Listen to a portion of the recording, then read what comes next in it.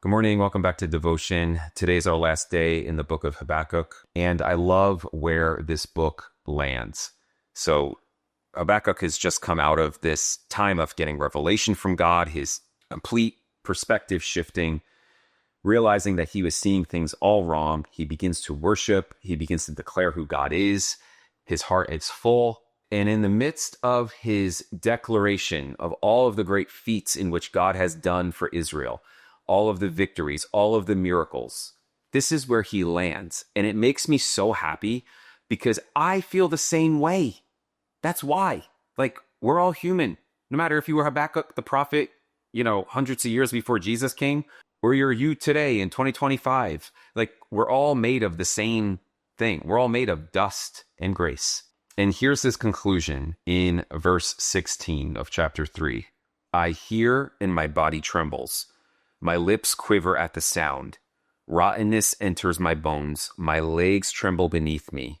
Yet I will quietly wait for the day of trouble to come upon people who invade us. So in the midst of worshiping and praising God, he realizes that what God is saying is going to come to pass. And so he is now convinced of God's justice that is about to happen, which is that Babylon is going to be strengthened and Babylon is going to conquer Judah. Well, this doesn't bring great comfort to Habakkuk because he is part of those people that are going to get conquered. And so he says that his body is trembling. He says that his lips are quivering and that rottenness enters his bones as his legs tremble beneath him. This prophetic word isn't like, oh, God's going to give you a new house, right? This is saying that your people are about to get taken over by Babylon. And so I love how Habakkuk is just honest. He's like, he's worshiping God, all stuff. And then it's like, he gets it. Oh my goodness, this is really going to happen. He's assured of it. And so his lips quiver, his legs shake, his bones feel like they're turning rotten, which goes to show us that you can be in complete faith and still be knocking in your boots. You can have complete dependence and trust in God's goodness and that he's going to come through in his justice, and you can still brace for impact. That's where Habakkuk finds himself. But listen to the last line of this I'm shaking in my boots stanza. Yet I will quietly wait for the day of trouble to come upon the people who invade us. He's resolved. He's in agreement with what God wants to do. And so although he's trembling, he's just going to wait. He's going to wait quietly. He's going to wait patiently for the Babylonians to come and take Judah. And then chapter 3 ends with Habakkuk rejoicing in the Lord. This is just the irony of lamenting. This is the irony of being in relationship with God and being a human. It's like there's all of these emotions and all of these things that are happening at the same time. Brother is like quivering his lip. At the same time, he's saying, I'm just going to chill out and I'm going to wait for this to happen.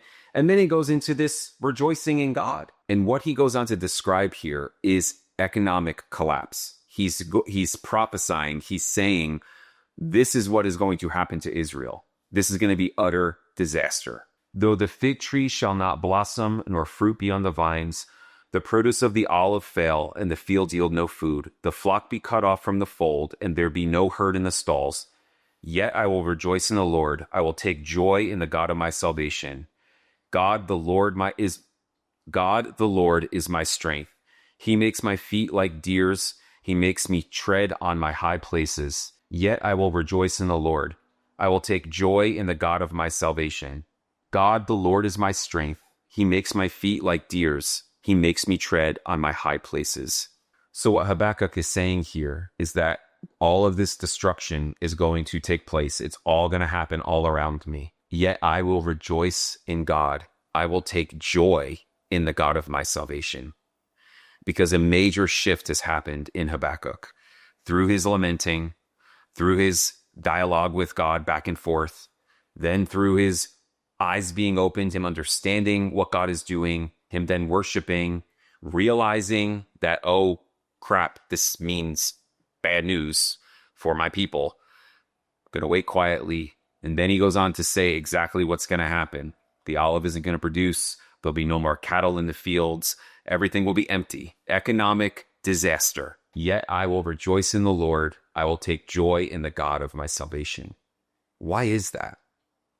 It's because he realizes that there is no joy, there is no refuge, there is no real safety outside of God.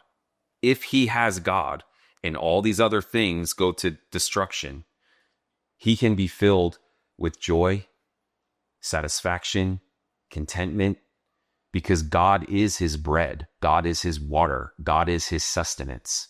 He's learned that the just don't live by the systems of this world. They don't live by what they can see, what they can touch, what they can feel, what they can deductively reason and conclude in their minds. The just live by faith. They live by deep trust that God knows what he's doing. That although I came into this time of prayer, of lamenting, thinking I knew better than God, I now can see that God is far greater, far more powerful, far more knowledgeable than when I first came into this lament. And so I realize that if I have him, I have everything I need.